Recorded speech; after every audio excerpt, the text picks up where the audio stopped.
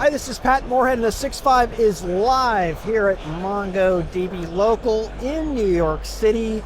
And as you can hear from all the activity around us, we have multiple things going on at the same time, 5 simultaneous stages going on, and we're just sitting here having great conversations here at the show. Daniel, how are you, my friend? It's been a lot of fun. You know, global SIs, partners, of course, MongoDB executives. Yes. You and I love talking to customers, a lot of talk about AI. And by the way, there's been a lot of talk, but maybe not enough about something else I know is near and dear to your heart, and that's the cloud. Yes, I love the cloud. But the grand purifier of all these conversations is talking to customers. And customers, like Daniel and I are pundits, we do predictions and things like that, but the rubber meets the road with you. Mayank, thank you for coming on the show with Citi. I mean, I don't even have to explain to anybody what Citi does, but welcome to the 6.5. Well, thank you, James, for having me over. This is a great time. I mean, this event is just awesome. It's been just the keynote speech and everything else. We've had just an amazing day today. For sure, yeah. Yeah, it's really great to have you here. As a customer, ground truth, as we've been kind of trying to say, you're here, you're listening to Dave, making the announcements, you're listening to the product team, going a little bit deeper, talking about, what is search or vector or, stream, and what is this going to mean for your business? I'm sure it's resonating in your mind. So maybe just start with kind of a little bit of background on the partnership between Citi and MongoDB. It's an amazing partnership. It's really great. It's thought-provoking. If you think about the account management team we have and their extended team, they're really engaging with us on a very regular basis. Citibank, we're a global bank where we have multiple sectors, so you can imagine the depth and breadth of our use cases and the engagement that's needed sometimes just to understand how to use the product and the use cases. And the team at Mongo really partners with us well. They come to us, they look at our use cases, our problems within a certain sector, but then they also bring together what's happening throughout the bank globally. Yes. So it's the learning from within the bank and their experiences. And then it's not just what's going on today. The partnership's great because it's forward thinking. So they look at where we are, where the industry's going, and where should we be going, and it's those conversations. And then it's not always about Mongo. They really bring in other partners and vendors in the conversation. So it's an amazing partnership that we have with our friends here at Mongo. I have to tell you what, I mean, the testimony that you're giving right now is incredible. And your business, you don't mess around. You're in financial services. It's a very serious business, and there's a lot of money at stake here. So you talked about all the things that MongoDB does for you. How does that translate to benefits to you? I mean, is it time to digital transformation? Is it about security? Is it about something completely different that the end benefit they provide? It's a lot of benefit is really to our customer. Is that you talk about the industry and the money that we protect. So that's an important aspect of what we need to do.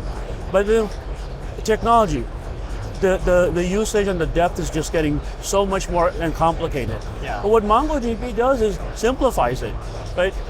Something my daughter said not too long ago is that you do what you do and let us do what we do, right? And so we're a bank.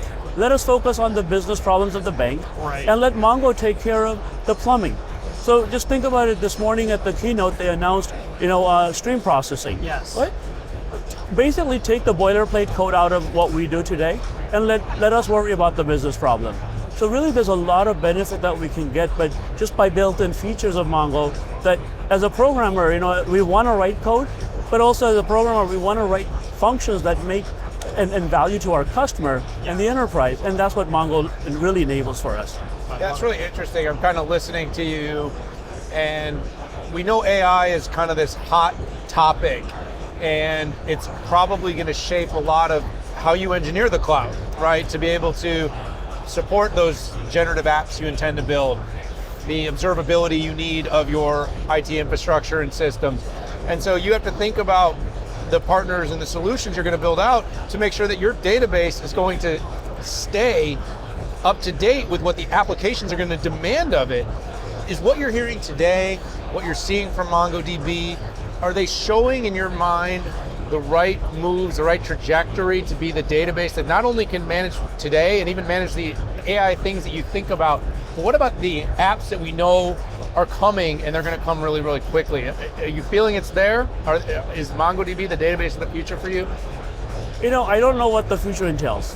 Gen AI. Come on. I wish I had a We get crystal paid to ball. do that, though. Hey, I wish I had a crystal ball. I wanted him to tell me so then I could write about it. Yeah, in the last 3 to 4 weeks, really, I've had many conversations around Gen AI from Mongo and their partners as well. Right. And it's just an amazing transformation of where things are going. What I could say about Mongo is it's at the center because AI is about data. And you've got the data in Mongo, and now you take AI models and you run them against that data set. Right? It's a very interesting proposition and how this is going to transform, because do you want to move data between system 1, 2, and 3? Right. Or do you want to leave the data where it is and then maybe run these machine learning models right where it is? So really, I can't tell you what's there tomorrow, but it's really quite interesting. And you ask about, am I seeing enough? Are we seeing enough, right? Just this morning in the keynote, right, when we spoke about AI, but then one of the great things that we heard from Dave, right, was around PII, privacy, encryption, right? So when you start thinking about things like AI brings all of those complexities. And so now when you have not just data at rest that's encrypted, but data at compute that can stay encrypted and searchable encrypted queries, I mean, quite interesting. So this is why I said we don't know what the future holds, but what I heard today, that really is very, very, very much promising of where we should be going. Yeah, I want to shift the conversation to one of my favorite topics.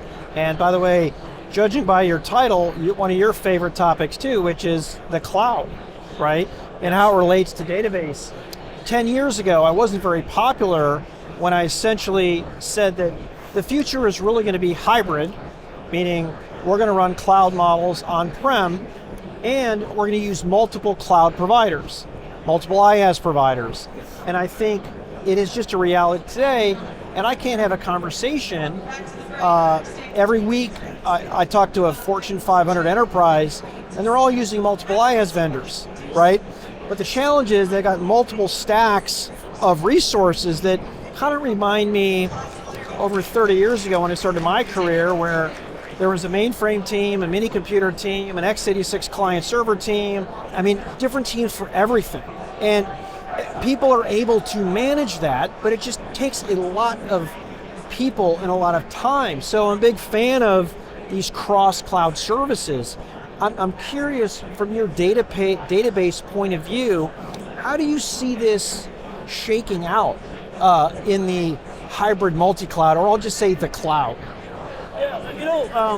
If you think about whether it's Mongo or any other database, right, and you take data out of, let's say, mainframes, and you bring it into a more modern infrastructure like Mongo, Mongo offers you a lot of capabilities, right? And I'm not here just to speak of Mongo, yes, but just the power that you need from any programming technology, right? You've got Lambda, you've got REST APIs, you've got aggregation. So now you can actually have your data on a platform that you could use to create a lot of enriched capabilities. So if you think about insights, right? Insight doesn't always need real-time instantaneous data. You still have your mainframes, let's say, where your transaction processing sits, but then you have these layer of operational data stores that Mongo can provide you. And now with that, what you could do is build amazing new capabilities, right? Which we have done and we'll probably have more coming. Think about insights, categorization, right, alerts, right? There's a lot that you could do. So, and then over time, I think what you'll see is as you adopt more and more of cloud native technologies, you'll probably start retiring some of the legacy or the older technologies as well. Right. And then you'll naturally stay on more of the cloud native platforms. And is that hybrid on-prem? Is it a combination in the public cloud? Is it going to be everywhere, or is it going to be primarily on-prem? The trend is likely to shift more towards public cloud. Right? There are certain things that are, especially in the financial industries, that you've got to be very careful of, right? Whether it's around encryption, PII, sensitive data, and what are the modeling around that. Right. And it's just a matter of time, right? It's a matter of time either where people understand the problem and know that the right controls are in place to manage it, and the technologies evolve around it. So the shift is likely to be more towards the public cloud platform, Right. and slowly retire the on-prem. Yeah. And until then, you'll see a hybrid. Interesting. You do think, though, that we will land, because, I think Andy Jassy said it's like 90-10. I think Antonio Neri at HPE this week said something like 70% of enterprise workloads are still on-prem. You're saying, though, because they're saying 90-10 prem, 70-30 prem. You're saying that over time, you think that pendulum swing will come more to parity, and then maybe even at some point, more workloads will end up in the public cloud? I think so, right? There's two factors to this. The first factor is cost. If you can justify turning off your data center and move to public cloud, right? That helps your CFO and others understand the value of the cloud. And then the second piece is just look around us, right? You have a lot of great vendors here offering cloud native technology. And so it's just as more and more technologies and new services and capabilities are built more on, for public cloud, and it's a natural fit that the adoption just continues to grow. Right? So it's less about just, is the public cloud the better platform? But I think it's just where everything's naturally going. Look back, 25 years ago, C++ was the development, Right. environment and the programming language of choice by many. And then when Java came around, and over time it grew, right? So I think it's just a natural adoption from where we are to where we'll get to, just because of the capabilities and the cost justifications. I think the operating model idea that cloud is an operating model, and the sort of even the prem-based offerings are being built to feel, look, and operate more like the cloud, is in the end, the operating model kind of becomes a full pendulum of all cloud, whether it's on your prem, in an Equinox data center, or happens to be in the true hyperscalers public cloud. So no, absolutely. Because if you think about it, when we think about the cloud, right, the bottom line is it's running somewhere. I just don't know where it's running. Somebody else is managing it for me. Right. Whether it's my technology group or somebody else's technology group. Right. So exactly like you said, it's really, we're building applications to look like it, Right. and to be cloud native. Where it's hosted is the secondary aspect. absolutely. Mayank, I want to thank you so much for joining us here on the 6.5. Well, really, thank you for having me over. It's just a great event. I hope you guys stick around longer here. It was great to meet you, great to chat with your daughter. All right, everyone, there you have it. We just talked to Citi, their head of cloud engineering, all about not just the cloud, but AI, about where workloads are going to live in the future, and some great insights for us to write about, Exactly. And we hope you tune into all of the episodes here from MongoDB Local here in New York.